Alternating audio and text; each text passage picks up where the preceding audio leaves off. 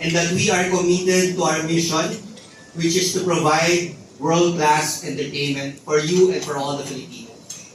Today, we launch our youngest brand of DigiPlus family, GameZone. One of its distinct characteristics is the Tong It's Game. So, like Bingo, I'm sure one point in time, nag-Tong It's tayo, mga Pinoy. Diba? So, yung mga younger generation, humingiti. So, diba? So, I learned Tong It's during my college, early high school college days. So, yan. So, this is something na malapit din sa puso ng Pinoy like Bingo. Kaya we are indeed excited today na i-share itong brand ito sa inyo. Moreover, in a while, you will meet our first ever endorser. We choose this celebrity because she is well loved by Filipinos. So, ayan, so meron ng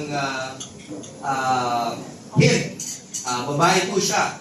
She has numerous remarkable milestones in the entertainment industry, which we also wanted to achieve for the brand. Of course, through her, we'll be able to reach more Filipinos, especially promoting responsible gaming. It's actually nice that GameZone and our endorser have the same plight about playing responsibly. That is why we really can't wait to do more collaboration with her, and I can't wait na may meet niyo siya later. I'm sure everyone's waiting for her. Lastly, before I end, allow me to thank our endorsers in advance for giving our newest brand, GameZone, this opportunity to use her voice, her talent, her platform in promoting the brand along with promoting responsible gaming. Always know that we are one with you and that we believe that gaming is not an acceptable way of living and it does not solve financial problems. Ito ang aming pinupush lagi. Ang gaming is here for entertainment and fun lang. Masayang manalo pag masaya kang naglalaro. Siyempre, maraming salamat po sa inyong lahat. Again, to our dear media partners for always supporting us. We have been together for, almost 3 years now. Diba?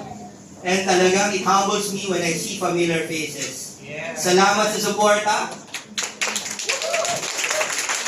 Maraming salamat. And sana po, really, from the bottom of my heart, ibigay niyo po ang the same suporta sa GameZone kung paano niyo po unang sinuportahan yung mga una naming brand and the other two brands that we have. So, we hope and we pray that you will continue to support the family, the DigiPlus family.